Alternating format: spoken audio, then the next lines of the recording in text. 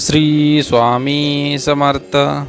सुरुवात शेवट तुम्ही असता सुखाला काही अंत नाही. सुरुवात शेवट तुम्ही असता सुखाला काही अंत नाही. तुम्ही आहात ना पाठीशी मग स्वामी कशाचीही कंत नाही. तुम्ही आहात ना पाठीशी स्वामी मग कशाचीही कंत नाही. स्वामींच्या सुंदर विचाराने आजच्या स्वामी संदेशाला सुरुवात झाली आहे. निश्चितच तुमचा आजचा दिवस आनंदी व स्वामीमय असणार आहे. तसेच तुमच्या जीवनामध्ये येणारा प्रत्येक क्षण हा स्वामींच्या कृपेने आनंदी आणि स्वामींच्या भक्तीने परिपूर्ण असा असणार आहे. श्री स्वामी समर्थ. स्वामी समर्थांचे हे संदेश आपल्या मनाला प्रेरणा देतात. आपल्या मनातील असंख्य विचारांना चालना देण्याचं कार्य हे स्वामी समर्थांचे संदेश करत असतात. त्यामुळे तुम्हाला जसा वेळ मिळेल त्याप्रमाणे तुम्ही स्वामी समर्थांचे हे संदेश ऐकत चला. हा संदेश स्वामींनी तुमच्यासमोर आणला आहे कारण की स्वामींचे तुम्ही निश्चिम भक्त आहात. स्वामींवरती तुमची श्रद्धा आहे म्हणूनच हा संदेश बाळा तुझ्यासमोर आलेला आहे. बाळा, आज सर्व गोष्टी तुझ्या मनाविरुद्ध होत आहेत. तू थकून जाऊ नकोस. मला माहीत आहे तुझ्या सर्व आशा संपत चाललेल्या आहेत. सगळे रस्ते बंद होत चालले आहेत. तुला सगळीकडे अंधार दिसू लागला आहे. बाळा, घाबरू नकोस. इथून पुढे माझा खेळ सुरू होतो. मी तुला तुझ्या प्रत्येक अडचणीतून बाहेर निघण्याचा मार्ग दाखवणार आहे. तुझ्या अडचणींना सामोरं जाण्यासाठी तुला मी शक्ती देणार आहे. कोणतीही गोष्ट होण्यासाठी त्याची वेळ यावी लागते. वेळेआधी कोणतीच गोष्ट होत नसते. म्हणून बाळा, तू हार मानू नकोस. नकळत तुझ्यासमोर असा एक क्षण येणार आहे ज्याची तू आशा सोडली आहेस. बाळा, तू निराश होऊ नकोस. तुझ्या माणसाने तुझी साथ सोडली आहे. त्यांनी तुला धोका दिला आहे. पण बाळा, तू घाबरू नकोस कारण की तू एकटा नाहीस. मी सदैव तुझ्या बरोबर आहे कारण की तू स्वामींचा निश्चिम भक्त आहेस. त्यामुळे बाळा, माझ्यावरती तुझी जी श्रद्धा आहे त्या श्रद्धेपोटी मी तुझ्या पाठीशी राहणार आहे. तुझ्यावरती येणाऱ्या असंख्य संकटांना मी परतवून लावण्याची ताकद माझ्यामध्ये आहे. मी ती ताकद तुला समर्पित करणार आहे. बाळा, तू घाबरू नकोस. मी सदैव तुझ्या पाठीशी आहे. बाळा, कोणी तुझ्याबरोबर असो या नसो पण मी सदैव तुझ्या पाठीशी आहे. माझी शक्ती सदैव तुझे रक्षण करणार आहे. बाळा, तू जेवढे कमवले आहेस त्यापेक्षा कितीतरी पट तुला आता जास्त मिळणार आहे. फक्त यासाठी बाळा, फक्त तू संयम ठेव. माझा आशीर्वाद सदैव तुझ्या पाठीशी आहे. तुझा कठीण काळ आता संपलेला आहे. लवकरच आनंदाचा काही क्षण तुझ्या जीवनामध्ये येणार आहेत. ते येणाऱ्या आनंदाच्या क्षणांसाठी तू आता तयारीला लाग. माझ्यावरची श्रद्धा ढळू देऊ नकोस. परमेश्वरी शक्तीवरचा विश्वास तुला त्या कठीण काळात पुढे नेणार आहे.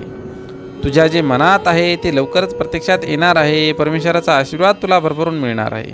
मला माहीत आहे बाळा, तू फार सहन केले आहेस. जीवनामध्ये कधी कधी चढ उतार येत असतो. अशा काळामध्ये मनावरती नियंत्रण ठेवून सदाचाराचे आचरण करावे लागते. चुकीच्या गोष्टीमागे कधीच धावू नका. चुकीच्या लोकांची साथ कधीच देऊ नका. नेहमी सदाचाराचे आचरण ठेवा. आडल्या नडल्यांना नेहमी मदत करत चला. परमेश्वरी शक्तीवरचा विश्वास कधीच ढळू देऊ नका. नेहमी आपले मन प्रसन्न आणि भगवंताच्या चरणाशी एकनिष्ठ राहू द्या.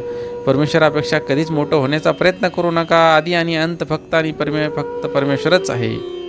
आपण फक्त परमेश्वराचा एक अंश मात्र आहोत. या गोष्टीचा कधीच विसर पडू देऊ नका. एक दिवस आपल्याला परमेश्वरी शक्तीमध्ये विलीन व्हायचे आहे. आपले ध्येय फक्त शुद्ध आचरण ठेवून परमेश्वराची भक्ती करून मोक्ष प्राप्त करणे हे आहे. त्यामुळे अहंकारापासून नेहमी स्वतःला दूर ठेवा. वाईट विचारांना आपल्या मनामध्ये कधीच जागा देऊ नका. कर्मावरती विश्वास ठेवा. जे पेराल तेच उगेल. प्रत्येक वाईट कर्माचे कर्मफळ आपल्याला इथेच भोगून जायचे असते. त्यामुळं आपले कर्म व्यवस्थित ठेवा. आपल्या कर्मामध्ये कोणावरतीही अन्याय होता कामा नये. मनाची शक्ती ओळखा. नेहमी आपले मन शांत ठेवा. संयमी राहा. कोणाचीही निंदा करू नका. या जगामध्ये स्थायी असं कोणतंच सुख नाही. त्यामुळे सुखाच्या पाठीमागे कधीच धावू नका. ईश्वर सर्वांना एक संधी देत असतो. त्यामुळे येणाऱ्या प्रत्येक संधीचं सोनं करा. ईश्वर सर्वांना सारखे मानतो. देवाजवळ कधीच भेदभाव केला जात नाही. गरजेपुरते जवळ येणाऱ्या लोकांना ओळखा. अशा लोकांपासून नेहमी सावध राहा. ज्या ठिकाणी आपल्याला मान सन्मान मिळत नाही त्या अशा ठिकाणी कधीच जाऊ नका. नेहमी प्रयत्नशील राहा. यश मिळवण्यासाठी प्रयत्न करत राहा.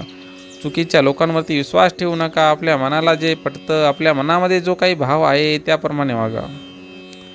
स्वार्थी बनू नका. स्वार्थी लोकांपासून नेहमी सावध राहा. स्वार्थी लोकांवरती कधीच विश्वास ठेवू नका. स्वार्थी लोकांना मदत करणे म्हणजे स्वतःच्या पायावरती धोंडा मारून घेतल्याप्रमाणे आहे. त्यामुळं नेहमी सावध राहा. आनंद हा कधीच पैशाने मिळत नाही. त्यासाठी आपले कर्म चांगले ठेवावे लागते. आपल्या तोंडामध्ये साखरेचे बोल असावे लागते. ज्याप्रमाणे धनुष्यातून सुटलेला बाण परत घेता येत नाही, त्याचप्रमाणे